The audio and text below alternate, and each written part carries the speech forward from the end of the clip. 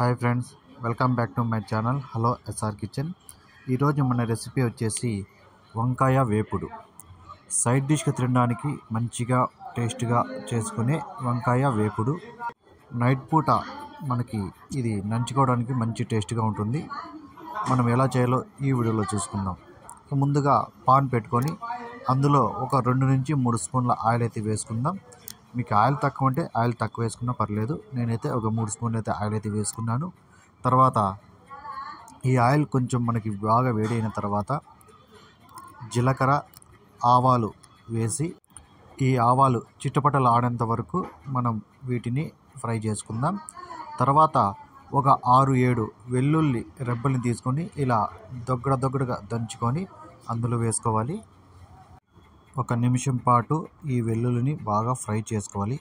ఇది మీడియం ఫ్లేమ్లో పెట్టుకొని ఫ్రై చేసుకోవాలి. మనకి 1 నిమిషం అయినాక ఇవి లైట్గా దూర కలర్ వచ్చేందుకు మంచి స్మెల్ వస్తూ ఉంటుంది. తర్వాత ఒక రెమ్మ కరివేపాకు వేసుకొని ఫ్రై చేసుకుందాం. ఇదంతా ఫ్రై అయిన తర్వాత మనం శుభ్రంగా కడిగి కట్ చేసి పెట్టుకున్న వంకాయలు అయితే వేసుకుందాం. మనకి వంకాయలు అయితే ఇట్లా చిన్న చిన్న ముక్కలకి అయితే కట్ చేసి వేసుకోవాలి. ఈ వంకాయలన్నీ వేసుకున్న తర్వాత మొత్తం ఒకసారి బాగా కలుపుకొని ఒక 1/2 స్పూను పసుపు, రుచికి సరిపోయేంత సాల్ట్ వేసి మొత్తం ఒకసారి బాగా కలుపుకుందాం. సాల్ట్ మనమైతే యాడ్ చేయం కాబట్టి తర్వాత ఇప్పుడే మొత్తం చూసుకోవాలి.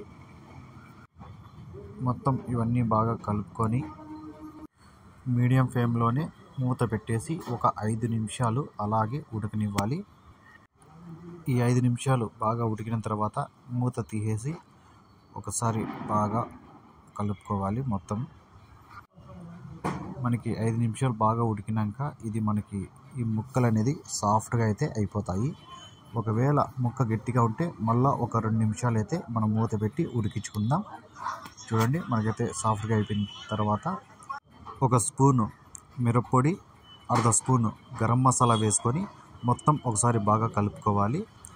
మీకు స్పైసీగా కావాలనుకుంటే కొంచెం మిరప్పొడి ఎక్కువ వేసుకోవచ్చు. మీకు టేస్ట్కి సరిపోయేంతగా మిరప్పొడి అయితే వేసుకోండి.